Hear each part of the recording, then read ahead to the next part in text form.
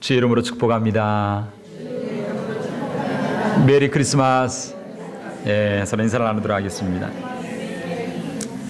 이 시간 예배를 드리면서 우리 가슴에 손을 얹고 한번 하나님 앞에 고백하도록 하겠습니다.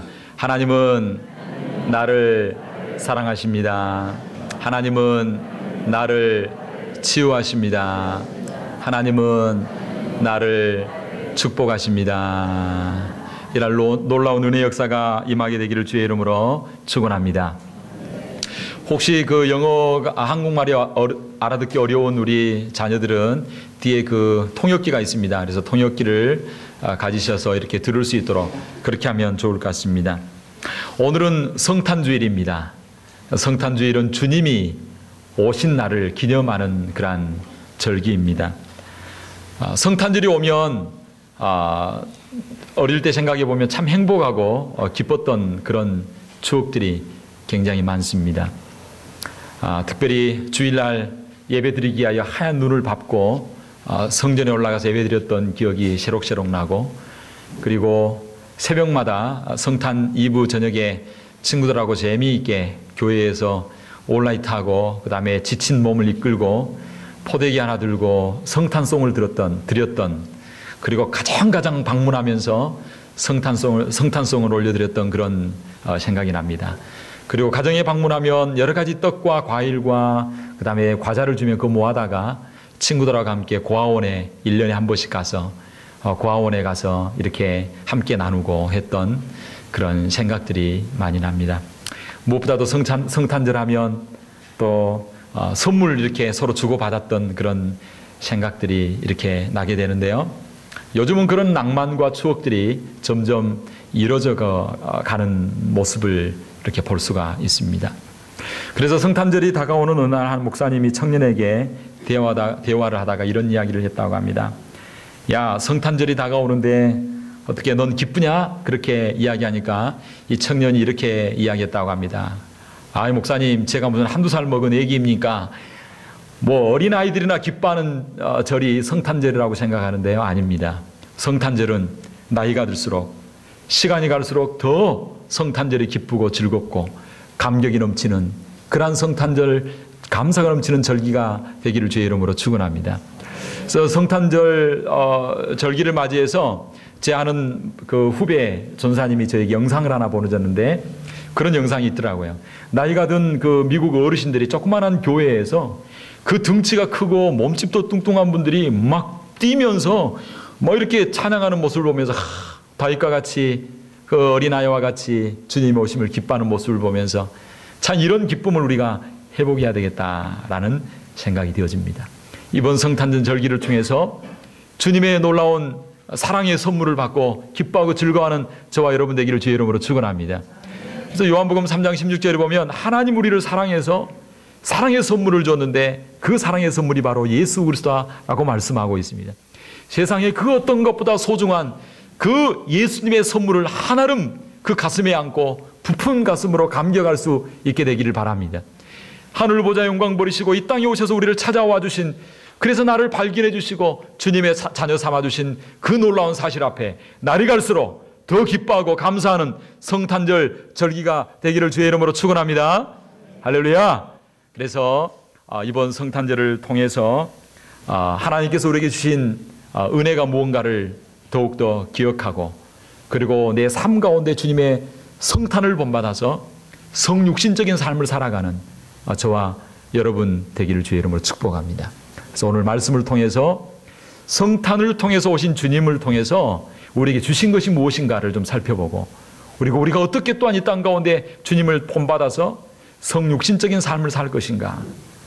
하나님이 인카네이션 하셔서 이 땅에 오셨는데 우리가 우리의 삶 현장 가운데 어떻게 또한 인카네이션한 그런 삶을 살아갈 것인가 라고 하는 부분에 대해서 함께 말씀의 은혜를 나누기를 원합니다. 사실 오늘 본문의 말씀은요, 구약 성경 가운데 있는 이사야서라고 하는 말씀입니다. 구약에 속해 있죠. 그리고 이사야서라고 하는 말씀입니다. 이사야 선지자는 예수님이 오시기 몇 년 전에 활동했냐면 100년, 200년도 아니고 몇 년 전에 활동했던 선지자일까요? 예수님이 오시기 700년 전에 활동했던 선지자입니다. 몇 년 전이라고요? 700년 전. 그런데 우리 예수님께서 오시기 700년 전에 벌써 뭐라고 예언했냐면 한 아기가 올 것이다. 그리고 한 아기가 태어날 것이다 라고 예고하고 오늘 있는 것을 볼 수가 있습니다. 혹시 이 자리에 앉아있는 여러분 가운데 100년 전에 태어날 것을 예언받고 태어난 사람이 혹시 있으십니까? 혹시 이 자리에 앉아있는 우리 성도님 가운데 100년 정도는 아니라도 10년 전에 미리 언제 어디서 누가 태어날 것이라고 하는 기록을 가지고 태어난 분 한번 손들어 보시기 바랍니다. 10년 전 말고 그러면 한 5년 전만이라도 미리 태어날 것을 예언하고 기록을 가지고 태어난 사람이 있으면 한번 손들어 보시기 바랍니다. 저 어디에 누가 손을 들었나요? 네. 네. 그렇게 태어난 사람은 이 세상에 한 명도 없습니다. 예수님 빼고 한 명도 없습니다. 인류 역사에 예수님 외에 미리 태어날 것이라고 하는 기록을 가지고 태어난 사람은 없다라고 하는 것입니다. 그런데 오늘 성경에 보면 예수님께서 오시기 수백 년 전에 벌써 어떤 아기가 태어날 것이라고 말하고 있고 어떻게 태어날 것을 말하고 있습니다. 말라기 4장 2절에 보면 구유에 태어날 것을 미리 400년 전에 이야기하고 있고 창세기 49장에 보면 유다 지파 가운데 태어날 것을 예언하고 있고 민수기 24장에 보면 예수님이 태어날 때 큰 별이 나타날 것이라고 예언하고 있고 사무엘하 7장 16절에 보면 다윗의 가문 가운데 태어날 것이라고 예언하고 있고 다니엘서 2장 44절에 보면 로마서의 그 로마 시대에 태어날 것을 이야기하고 있고 미가서 2장 4절에 보면 태어날 장소까지 지정을 해서 베들레헴에 태어날 것을 예언하고 있습니다. 놀랍지 않습니까? 너무나 많이 들어가지고 그게 미리 예언하고 태어난 인물에 대해서 너무나 우리가 경외감을 가지고 읽지를 못하는 것 같습니다. 우리 예수님은요, 오시기 수백 년 전에, 아니 수천 년 전부터 어떻게 오실 것이고 어디에서 태어날 것이고 이름은 뭐고 누구에 의해서 태어날 것이고 그리고 그가 와서 무슨 일을 할 것이고 어떻게 죽을 것이고 어떻게 부활할 것까지도 이야기하고 있는데 구약 성경에 예수님에 대하여 몇 번이나 예언하고 있냐면 학자들의 영광들 제가 기록을 보니까 무려 구약 성경만 해도 456번이나 예수님에 대하여 예언을 하고 있습니다. 그런데 너무나 놀라운 건 예수님이 이처럼 오실 것이라고 했던 예언들이 그대로 다 성취되어졌다라고 하는 것입니다. 할렐루야. 그대로 이루어졌다라고 하는 것입니다. 그중에 오늘 본문에 보면요, 이 예수님이 메시아 되신 예수님이 오실 텐데 이 메시아가 어떻게 올 것인가 라고 하는 것을 말씀하고 있습니다. 오늘 본문 14절 읽었던 14절 내용의 말씀이 그렇습니다. 오늘 본문에 보면 그러므로 뭐라고 말씀하고 있습니까? 그러므로 주께서 친히 징조로 너희에게 주실 것이라. 보라, 어떻게 한다고요? 처녀가 잉태하여 뭘 낳을 것이요? 벌써 이렇게 예언해서 처녀가 잉태하여 뭘 낳을 것이요? 딸도 아니고 아들을 낳을 것이요. 그리고 뭐라고요? 그 이름을 뭐라고요? 오늘 본문에는요, 두 가지 내용을 이야기하고 있습니다. 메시아가 오시는데 그 메시아의 이름이 뭐가 될 것이라고요? 임마누엘. 이 임마누엘에 대해서는 지난주 우리가 살펴봤습니다. 임마누엘로 오신 예수님에 대해서 의미를 살펴봤습니다. 오늘은 오늘 본문 가운데 두 번째 예언이 있는데 그 예언이 뭐냐면 보라, 처녀가 잉태하여 뭘 낳는다고요? 아들을 낳는다. 처녀라 그러면 동정녀라고도 이야기합니다. 그래서 처녀를 통하여 예수님이 태어날 것을 말씀하고 있습니다. 온 인류를 구원할 메시아가 오시기는 오시는데 그 메시아가 누구를 통해서 오냐면 처녀의 몸을 통해서 온다라고 하는 것입니다. 그리고 그 처녀를 통하여 오시는 것이 바로 이 시대를 구원할 징조이고 표징이다. 그러면 이 시대의 메시아는 누구를 통하여 와야 되냐면요, 처녀를 통하여 와야만 메시아가 될 수 있다, 구원자가 될 수 있다라고 말씀하고 있습니다. 자, 그러면 오늘 상당히 좀 어려운 주제를 좀 가지고 이야기를 합니다. 사랑하는 성도 여러분, 메시아 되신 예수님께서 왜 이 성탄절에 처녀의 몸으로 태어나셔야만 했습니까? 왜 예수님께서 처녀의 몸으로 태어나야 했는가? 그것을 한번 살펴보기로 합니다. 그 이유가 뭐냐면 처녀의 몸으로 태어나신 이유, 첫 번째 이유가 뭐냐면 첫째로 따라합시다. 마귀의 일을 멸하시기 위함입니다. 따라합시다. 마귀의 일을 멸하시기 위함입니다. 왜 예수님께서 천의 몸으로 태어나셨는가? 그 첫 번째 이유는 뭐냐면요, 마귀의 일을 멸하기 위하여. 사단 마귀는요, 하나님이 인간을 아름답게 창조했는데 이 첫 번째 아름답게 창조한 아담과 하와를 미혹하게 되어집니다. 그리고 유혹하게 되어집니다. 그래서 따먹지 말라라고 하는 뭘 따먹게 되어집니까? 선악과를 따먹는 죄를 범하게 만든 존재가 바로 마귀입니다. 인간이 범죄한 순간 하나님께서 온 우주 만물을 다스리고 생육하고 번성하고 다스리라고 하는 이 권세가 누구에게로 넘어가 버냐면, 마귀에게 순종함으로 말미암아 이 권세가 누구에게로 넘어가게 되냐면 인간에게 주었던 다스리라고 하는 이 권세가 마귀에게로 넘어가게 되어집니다. 그래서 이 세상에 대한 지배권을 누가 가지게 됐냐? 마귀가 가지게 되었다라고 성경은 말씀하고 있습니다. 그래서 에베소서 2장 2절에 보면 이렇게 말씀하고 있습니다. 그때에 너희가 그 가운데서 행하여 이 세상 풍속을 쫓고 공중 권세 잡은 자를 따랐으니 곧 지금 불순종의 아들들 가운데 역사하는 영이라. 이 마귀에 대하여 성경은 뭐라고 말하고 있냐면 공중 권세 잡은 자다. 공중 권세를 가지고 이 세상을 지배하고 있다라고 성경은 말씀하고 있습니다. 그리고 요한복음 8장 44절에 보면 뭐라고 말하고 있냐면 너희는 너희 아비 마귀에게서 났나니 너희 아비의 욕심을 너희도 행하고자 하느니라. 저는 처음부터 살인한 자요 진리가 그 속에 없으므로 진리에 서지 못하고 거짓을 말할 때마다 제 것으로 말하나니 이는 저가 거짓말장이요 거짓의 아비가 되었습니다. 이 마귀에 대하여 뭐라고 말하냐면요, 살인자요 거짓말장이요 거짓의 아비요 라고 말하면서 너희도 너희 아비 마귀에게서 났다라고 말하고 있습니다. 다른 말로 하면 마귀를 아비로 삼고 사는 세대가 되었다라고 하는 것입니다. 그리고 마귀의 욕심을 따라 뭘 행하냐면 살인을 하고 마귀 욕심을 따라 거짓을 행하는 시대가 되었습니다. 그리고 갈라디아 4장 8절은 뭐라고 말하고 있냐면 인간이 범죄함으로 말미암아 사단의 권세 가운데 지배받게 되었는데 갈라디아 4장 8절은 너희가 그때에는 하나님을 알지 못하여 본질상 하나님이 아닌 자들의 종노릇하게 되었더니, 범죄함으로 말미암아 누구의 종노릇하게 되었냐면요, 본질상 주인이 아니었던 마귀의, 따라합시다, 마귀의 종노릇하게 되었다는 것입니다. 하나님은 우리 인간을, 저와 여러분들을 아름답게 창조했습니다. 보시기에 아름다운 존재로 만들었습니다. 그러나 인간이 범죄함으로 말미암아 사단의 종노릇하게 되어지고 마귀를 아비로 삼고 공중권세 잡은 자 아래 꽉 사로잡혀 사는 인생을 살게 되었다는 것입니다. 그래서 그 결과는 뭐냐면 비참이요 패배요 죽음이요 지옥이 되었습니다. 지금 전 세계 가운데 일어나고 있는 사건들을 한번 보시기 바랍니다. 시리아에서 지금 어떤 일이 일어나고 있습니까? 무고한 여인들이 총살당하고 있고 결혼을 반대한다고 해서, 극단주의 IS와 결혼을 반대한다고 해서 150명의 여인들이 무참하게 총살당했습니다. 예수 믿는다는 이유 때문에 목이 잘리고 십자가에 매달리게 되어지고, 지금도 그런 일이 일어나게 되어지고, 예수 믿는다는 이유 때문에 온몸이 발가벗겨진 상태 가운데 묶여서 말에 의하여 거리 가운데 끌려다니는, 그래서 죽은 시체를 끌고 다니는 그런 일들이 지금 시리아와 이라크 가운데 일어나고 있습니다. 아프리카에서 어떤 일이 일어나고 있습니까? 예수 믿는다는 이유 때문에 기독교인들을 교회 안에 가둬놓고 불을 지르는 일, 그리고 예수 믿는 한 마을을 이슬람 사람들이 다 죽이는 그런 일들이 지금 아프리카 가운데 일어나고 있습니다. 그것뿐만이 아닙니다.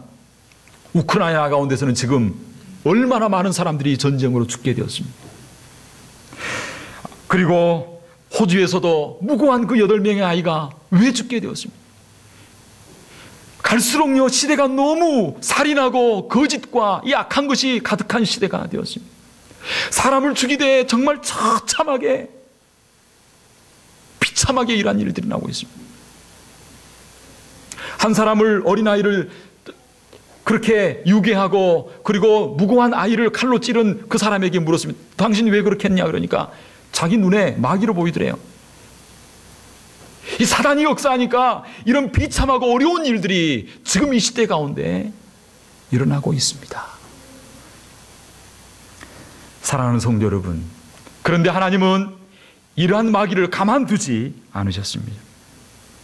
하나님께서는 이 마귀의 일을 멸하시기로 작정하셨다는 것입니다. 어떻게 마귀의 일을 멸하시기로 작정하셨습니까? 그것은 바로 동정녀 처녀의 몸으로 오신 메시아를 통해서 마귀의 일을 멸하시기로 작정하셨습니다. 할렐루야.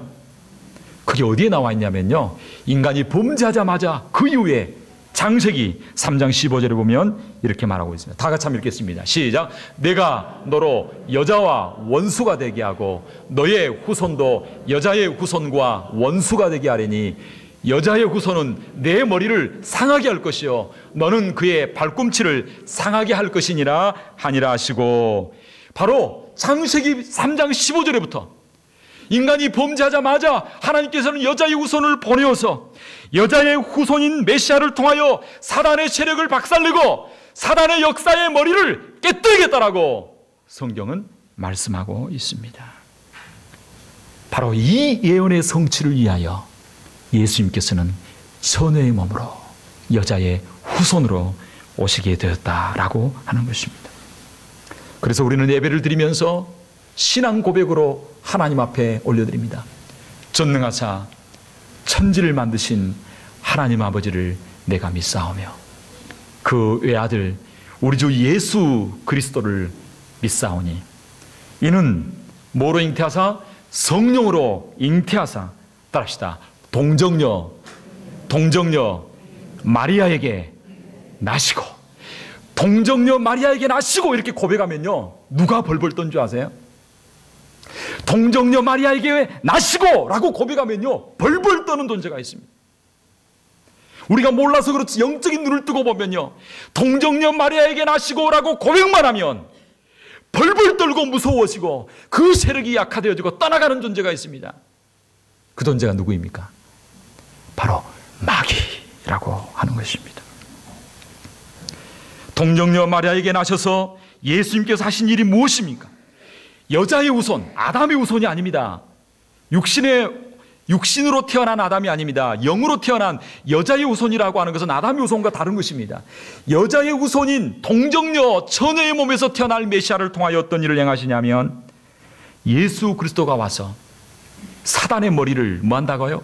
박살내고, 그리고 이미 박살냈음을 선포하는 것이 바로 우리의 신앙의 고백입니다. 예수님께서, 여자의 후손인 예수님께서 처녀의 그 동정녀에게 태어나셔야 될 이유가 무엇입니까? 그것은 바로 이 약속의 성취, 사단의 일을, 역사를 멸하시기 위하여 오신 것입니다. 그래서 요한일서 3장 8절에 이렇게 말하고 있습니다. 죄를 지는 자는 마귀에게 속하나니 마귀는 처음부터 범죄함이니라. 하나님의 아들이 나타나신 것은 뭐하려 하심이라? 마귀의 일을 멸하려 하심이니라. 그러므로 성령으로 잉태하사 동정녀에게 나시고 라고 선포할 때 벌써 사단의 권세는 이미 깨뜨려지고 사단의 역사는 물러가고 사단이 벌벌 떨고 흑암이 떠나가고 주님의 새빛이 비치는 놀라운 역사가 일어나게 될 줄로 믿습니다. 우리 예수님이 동정녀에게 오심으로 이미 사단은 패하신 줄로 믿습니다. 이 사단은 이미 패하게 되어지고 사단의 역사는 떠나게 된 줄로 믿습니다. 마귀는 더 이상 우리의 두려운 존재가 아닙니다. 할렐루야. 마귀는 여전히 존재합니다. 저도 어릴 때 뱀을 많이 잡았습니다. 그래서 저는 뱀을 참 잘 잡습니다. 무슨 뱀이든지. 왜냐하면 어릴 때 교회를 다니면서 뱀이는 사단의 자식이다라고 생각을 해가지고, 이 잘못된 생각을 가지고 이 뱀만 보면 절대 안 지나갑니다. 절대 잡아 죽이거나 아니면 꼭 잡아 죽였습니다. 미국에서 그렇게 하면 나중에 잡혀갈지도 모르지만 한국에서 제가 그랬고 미국에서도 몇 번 그랬습니다. 죄송합니다. 뱀을 죽여서 죄송합니다. 제가 우리 교회에 뱀이 한 2마리 정도가 다니는 걸 보고 제가 그 꼴을 못 보고 우리 아이들 다칠까 싶어가지고 뱀을 반드시 쫓아가서 벌써 제가 3마리나 잡아 죽였습니다. 죄송합니다. 그런데요, 뱀을요 딱 잡아 죽이면요 저는 머리부터 깹니다. 머리를 박살냅니다. 딱 깨면요 꾸물꾸물 하고 따라락 소리도 내고 그러더라고요. 방울뱀처럼 막 따라락 소리도 내더라고요. 그래도 좀 징그럽더라고요. 따라락 하는 게 좀 징그럽더라고요. 그런데 저는 워낙 뱀을 많이 잡았기 때문에 뭐 땅꾼은 아닙니다. 그러나 뱀을 어릴 때부터 많이 잡았고, 또 뱀도 또 뭐 잡아서 뱀주도 잡아서 이렇게 선물도 하고 뭐 그랬던, 어릴 때 그거 잡아주면 어른들 좋아하시더라고요. 뭐 그런 일이 있었는데, 뱀은요 이미 머리가 깨어졌기 때문에 죽은 존재입니다. 그런데 조금 살아가지고 겁을 내게 할 뿐입니다. 우리 예수님께서 동정녀에게 나심으로 말미암아 사단의 머리가 박살나고 사단의 권세가 깨뜨려진 줄로 믿습니다. 그래서 선포하시기 바랍니다. 우리 지역사회 가운데 있는 어둠 영은 떠나갈지어다. 우리 가정 가운데 있는 어둠 영은 떠나갈지어다. 우리를 병들게 하는 모든 질병은 떠나갈지어다. 이 지역사회 가운데 음란의 영과, 그리고 동성애의 영과, 그리고 마약의 영과, 폭력의 영과, 살인의 영과, 시기의 영과, 질투의 영과, 어둠의 영은 떠나갈지어다. 이 시대 가운데 떠나갈지어다. 왜냐하면 우리 예수님이 동정녀에게 오심으로 사단의 권세는 이미 멸하여졌기 때문이다. 할렐루야. 선포할 수 있게 되기를 주의 이름으로 축원합니다. 그러므로 동정녀에게 나신 예수님의 그 모습이 얼마나 중요한지 알 수 없습니다. 둘째로, 왜 예수님께서는 성탄절에 처녀의 몸에서 태어나셔야만 하셨습니까? 그것은 바로 우리의 죄를 사하여 주시기 위함입니다. 따라합시다. 우리의 죄를 사해 주시기 위해서. 성경은 메시아 되신 예수님께서 이 땅에 오신 목적은 바로 우리의 죄 문제를 해결해 주시기 위함이다라고 성경은 말하고 있습니다. 그래서 마태복음 1장 21절은 이렇게 말합니다. 아들을 낳으리니, 누가? 처녀입니다. 처녀가 아들을 낳으리니 그 이름을 뭐라 하라? 예수라 하라. 이는 그가 자기 백성을 저희 죄에서 뭐 할 것이라? 구원할 자이심이라. 죄로부터 구원할 자이심이라라고 말씀하고 있습니다. 우리 인류의 비극은 어디에서부터 시작되냐면요, 죄로부터 시작되었습니다. 첫사람 아담과 하가 하나님의 명령을 어기고 선악과를 따먹게 되었습니다. 선악과를 따먹으로 말미암아 그들의 눈이 밝아지고 그들이 하나님같이 된 것이 아니라 오히려 하나님 앞에 불순종함으로 자기의 죄악이 드러나게 되어지고 부끄러워 숨게 되어지고, 그리고 아담과 하가 하나님 말씀에 불순종하고 선악과를 따먹으므로 뭐가 오게 되었냐면, 따라합시다, 원죄를 범하게 되었습니다. 이 원죄로 인해서 사람들 간에 서로 고통을 주고 아픔을 주고 괴로움을 줍니다. 그래서 하나님 말씀으로 순종할 때는 평안하고 아름다웠는데 범죄하고 난 이후에 뭐가 나타나냐면 형제가 형제를 쳐 죽이는 살인이 일어납니다. 이웃이 이웃을 죽이는 남의과 같은 살인들이 일어나게 되고요. 자연과 인간이 평화롭게 지내는데 자연이 엉겅퀴를 내게 되어지고 자연까지도 인간을 죽이는, 서로 간에 서로 죽이고 죽이는 그런 비참한 결과가 나타나게 되었습니다. 그러므로 인간이 참된 행복을 받아 누리기 위해서는 어떻게 되는가? 죄 문제를 해결해야 하는 것입니다. 누가 죄 문제를 해결할 수 있습니까? 누가 죄 문제를 해결할 수 있겠습니까? 여러분, 살인하고 나서 감옥 갔다 온다고 해서 죄 문제가 해결되는 것입니까? 인간의 힘으로는요, 도저히 죄 문제를 해결할 수 없습니다. 죄 문제를 해결할 수 있는 유일한 분이 있습니다. 그분은 바로, 따라합시다, 하나님. 하나님만이 우리의 죄 문제를 해결할 수 있습니다. 그런데 또 하나의 문제가 있습니다. 사람의 죄 문제를 해결할 수 있는 유일한 분은 하나님이신데, 그런데 또한 문제가, 다른 문제가 있는데, 죄 문제를 해결하기 위해서는 속죄의 제물이 있어야 한다는 것입니다.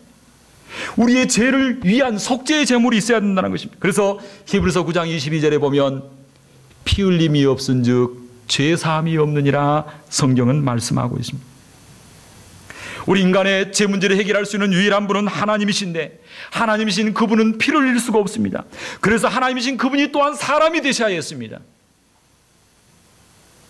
그런데 그 사람은 뭐가 있어야 되냐면, 뭐가 없어야 되냐면요, 하나님이시면서 사람이 되어서 하나님과 사람 가운데 중보자가 돼야 되고 후속자가 돼야 되는데, 우리 죄 문제를 해결하려면 두 가지 문제가 해결돼야 됩니다. 첫째는 그 사람은 하나님이어야 되고, 그분은 하나님이어야 되고, 그분은 또한 완전한 사람이어야 되는데, 그 사람은 죄가 없어야 된다는 것입니다. 그래서 하나님이신 그분이 오늘 동정녀 처녀의 몸으로 오셨다라고 하는 것은요, 처녀의 몸으로 이 땅에 태어나셨다라고 하는 것은 하나님이신 그분이 이 땅에 오셨다라고 하는 것입니다. 하나님인 그분이 이 땅에 오셨는데, 그분은 또한 뭐가 돼야 되냐면 완전한 사람이 되어야 되는데, 그 사람은 죄가 없어야 된다는 것입니다. 그래서 여자에게서 온다, 처녀에게서 온다라고 하는 말은 바로 죄가 없다라고 하는 말이고, 바로 하나님이다라고 하는 말입니다. 그래서 이 동정녀 탄생을 부인하면요, 뭐가 되냐면 이단이 되어집니다. 예수님의 하나님 되심을 부인하면 이단이 되어집니다. 예수님의 참 인간 되심을 부인하면 이단이 되어집니다. 이 두 가지 중에 하나만 부인해도 이단이 되는 것입니다. 우리 제 문제를 해결하실 수 있는 분은 하나님이십니다. 그리고 인간의 몸을 입고 오셔야 우리의 슬픔과 아픔과 우리 입장에 서서 우리 밑에 understand, 우리를 이해하시고 인간의 몸을 입고 오셔야 우리와 함께 하실 수 있는 분이 되는 것입니다. 그래서 동정녀에게 탄생했다라고 하는 것은 바로 하나님이신 그분이 인류 역사에 개입하셨다. 그리고 인간의 몸으로 입고 오셨다. 그런데 그분은 하나님이시다라고 하는 것입니다. 그래서 마태복음 1장 18절은 이렇게 말하고 있습니다. 예수 그리스도의 나심은 이러하니라. 그 모친 마리아가 요셉과 정혼하고 동거하기 전에 뭐로 잉태했다고요? 성령으로 잉태된 것이 나타났다. 그리고 누가복음 1장 35절에 오면 천사가 대답하여 가로되 성령이 내게 임하시고 즉기 높으신 이의 능력이 너를 덮으시리니 이러므로 나실 바 거룩한 자는 뭐라고요? 따라합시다. 하나님의 아들이라. 요한복음 1장은 뭐라 그러냐면 이 말씀이 육신이 되어 우리 가운데 거하심에 아버지의 영광이요 하나님이신 그분이다 라고 성경은 말씀하고 있는 것입니다. 그러므로 처녀에게서 동정녀에게서 성령으로 잉태됐다는 것은 죄가 없다는 것이고 죄가 없으시기에 저와 여러분의 죄 문제를 넉넉하게 해결하실 수 있는 유일한 분이 바로 따라합시다. 예수 그리스도라고 하는 것입니다. 근데 그분은 성령으로 잉태됐기에 뭐가 없냐면 죄가 없습니다. 그래서 요한일서 3장 5절은 이렇게 말하고 있습니다. 그는 예수님입니다. 그가 우리 죄를 없이 하려고 나타내신 바 된 것은, 이 땅 가운데 태어나신 것은 너희가 안 하니. 우리가 AD와 BC 있잖아요. 우리가 다 알고 있습니다. 그에게는 뭐가 없느니라? 죄가 없느니라 라고 말씀하셨습니다. 다시 한번 묻습니다. 왜 예수님께서 처녀의 몸에서 태어나셔야 하셨습니까? 그것은 바로 참 하나님이신 예수님, 그리고 참 인간이신 그분이 인간의 몸으로 오셔서 우리의 죄 문제를 해결해 주시기 위하여 오셨다라고 하는 것입니다. 성탄절 날 오신 예수님, 그분은 하나님이십니다. 그 하나님이시기에 저와 여러분 가운데는 문제 넉넉하게 해결하여 주실 줄로 믿습니다. 질병의 문제, 건강의 문제, 진로의 문제, 장래의 문제, 죽음의 문제, 죄의 문제, 인생의 문제, 그 어떤 문제라도 하나님이신 그분은 넉넉하게 해결하실 수 있는 줄로 믿습니다. 그분은 또한 참 인간이 되시기에 저와 여러분의 슬픔도 알고 아픔도 알고 눈물도 알고 외로움도 알고 배반도 알고 고통도 아시는 그분인 줄로 믿습니다. 그래서 임마누엘 하신 성탄절날 처녀의 몸으로 오신 하나님이시고 참 인간이신 그분 때문에 우리는 이 세상 가운데 넉넉하게 위로받고 승리하며 살아가게 될 줄로 믿습니다. 그런데 메시아 되신 예수님께서 어떻게 이 성탄절에 처녀의 몸으로 태어나실 수가 있었습니까? 그것은 바로 한 여인의 헌신과 순종을 통해 오시게 되었다는 것입니다. 이 한 여인을 통해서 인류 역사가 바뀌게 되었습니다. BC와 AD의 판가름의 역사가 누구를 통해서 일어났는가? 이 한 여인을 통하여 일어났다라고 하는 것입니다. 이 여인은 평범한 여인이었습니다. 무명의 사람이었습니다. 제사장도 아니었고 공주도 아니었고 귀족도 아니었고 왕족도 아니었습니다. 그런 평범한 무명의 사람이었습니다. 목수인 요셉과 약혼한 그런 여인이었습니다. 이제 약혼을 하고 결혼식을 앞둔 꿈 많은 소녀, 꿈 많은 처녀, 이제 결혼을 앞둔 행복한 나날을 보내고 있던 여인이었습니다. 그런데 그 여인 가운데 갑자기 어떠한 사건이 일어나게 되어집니다. 하나님의 천사가 갑자기 나타나서 이야기를 하게 되옵니다. 뭐라고 이야기하냐면 이렇게 이야기합니다. 은혜를 받은 자여, 너로 말미암아 택함을 받고 은혜를 받은 자여, 너로 말미암아 아들을 낳게 될 것이다 라고 하는 청천벽력과 같은 이야기를 듣게 되어집니다. 아니, 나 아무 짓도 안 하고 그저 결혼을 앞둔 평범한 여인인데 하나님의 사자가 갑자기 나타나서 너로 말미암아 메시아가 태어날 것이다, 그리고 그는 이 시대에 다윗의 왕권을 가지고 이 시대에 참된 축복을 주는 존재가 될 것이다, 메시아가 될 것이다 라고 하는 이야기를 하게 되어집니다. 아무리 하나님의 일이고 그리고 성령의 역사라 하고 그리고 나를 통하여 메시아가 오는 건 참 좋고 우리가 그처럼 기다리고 기대하던 예수님이 오신 건 좋은데 하필이면 왜 나입니까? 라고 질문하게 되죠. 그래서 34절에 보면, 누가복음 1장 34절에 보면 그렇게 말씀하고 있습니다. 마리아가 천사에게 말하되 나는 사내를 알지 못하니 어찌 이 일이 있으리이까? 나는 그런 일이 있을 수 없습니다. 안 됩니다. 라고 그렇게 이야기합니다. 예수님이 오시는 건 좋은데 처녀인 나를 통해서 오게 되어지고 지금 결혼을 앞둔 나에게 오게 된다면 어떻게 되겠는가? 이미 정혼을 하고 양콜한 상태였는데 내가 임신하게 되어지고 그리고 배가 불러오고 그리고 이제 그런 모습이 나타난다면 주위의 사람들이 어떻게 할 것인가? 바람을 피웠다고 소문이 날 것이고 신명기 22장에 나온 것처럼 돌에 맞아 죽을 수도 있고, 무엇보다도 마음 아픈 건 사랑하는 약혼자인 요셉이 나를 어떻게 볼 것인가? 요셉이 나를 오해하면 어떻게 될 것인가? 그러한 주저한 마음 가운데 어려움이 있었습니다. 그러나 계속해서 천사의 말을 듣고 난 이후에 이 마리아는 결단하게 되어집니다. 그러면서 37절에 이렇게 말씀합니다. 따라합시다. 대저 하나님의 모든 말씀은 능치 못하심이 없느니라. 그러면서 38절에 이렇게 말합니다. 마리아가 가로되 주의 계집종이오니 말씀대로 내게 이루어지이다. 사실 이 마리아가 이 말씀에 순종하는 것은 너무나 위험한 일이었습니다. 희생이 따르고 손해가 따르는 일이었습니다. 생각해 보시기 바랍니다. 그런데 그럼에도 불구하고, 그러한 모든 불이익과 어려움이 있음에도 불구하고 마리아는 순종하기로 결단합니다. 그리고 헌신하게 되어집니다. 그리고 그가 헌신하게 되었을 때 그의 몸을 통하여, 그의 헌신과 순종을 통하여 예수 그리스도가 이 땅에 오시게 되었고 하나님의 구원 역사가 이 여인을 통하여 펼쳐지게 되었다라고 하는 것입니다. 사랑하는 성도 여러분, 이 성탄을 저와 여러분은 어떻게 맞이해야 되겠습니까? 그저 2000년 전에 오셨던 그 예수님을 기념하고 즐거워하는 것으로 끝내서는 안 됩니다.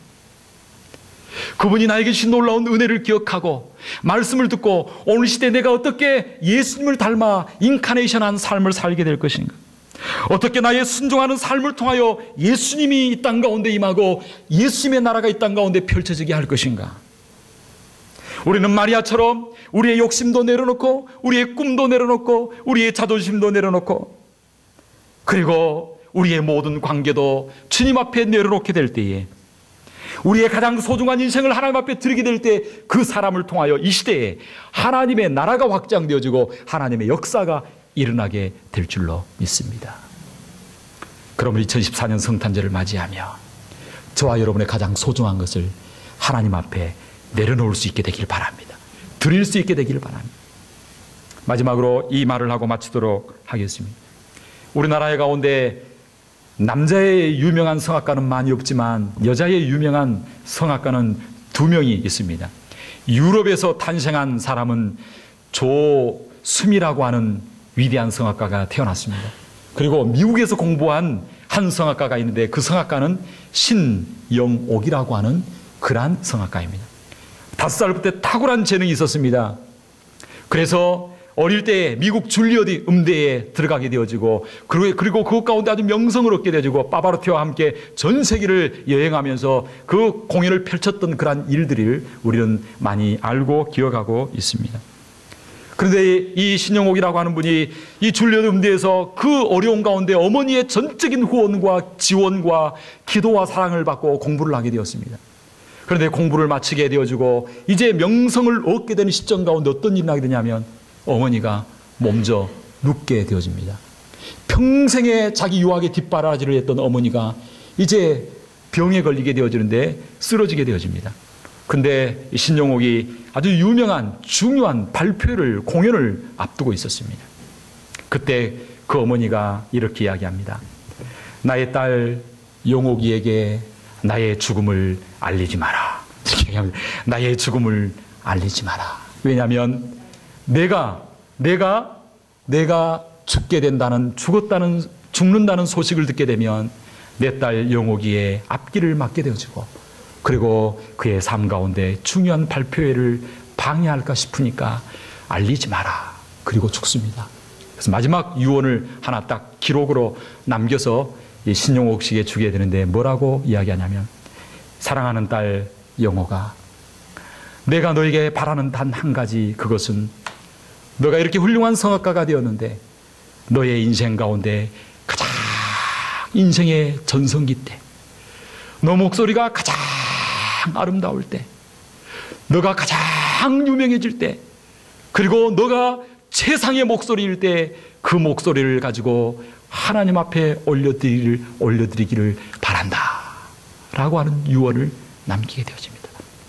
그리고 신영옥 씨는 그 뜻을 받들어서 자기 인생 가운데 가장 소중하고 절정기가 되었다라고, 내 인생 가운데 최상의 시기라고 할 때 그의 가장 소중한 목소리를, 자기 인생을 들여서 유명한 걸작을 만들게 되어집니다. 그게 바로 하나님을 위하여 드리는 아름다운 성가곡을 녹음하게 되었다라고 하는 것입니다. 그래서 그가 성가곡을 1집을 녹음하고 또 그것을 보완해가지고 2집, 오직 그리스도만을 위한 CD를 만들어서 자기 인생 가운데 다른 사람들은 알아두든 뭐라든 상관없이 어머니를 생각하고 하나님 앞에서 자기의 소중한 것을 드림으로 인생의 걸작품을 내놓았다라고 하는 것입니다. 오늘 아베 마리아라고요, 이 신영옥 씨가 부른 노래인데요, 흑백이 돼가지고 이 그 영상을 보지는 좀 안 보면 좋을 것 같아요. 이미지가 좀 상할 것 같아가지고요. 그래서 노래만 좀 이렇게 들으면 좋겠다 싶습니다. 노래. 그래서 아베 마리아 혹시 그 집이 나오게 되었는데 혹시 그걸 가지고 있는지 모르겠습니다. 성가곡을 가지고 있는데 한번 목소리 한번 들어보면 좋겠습니다. 한번 좀 틀어주시면 좋겠습니다.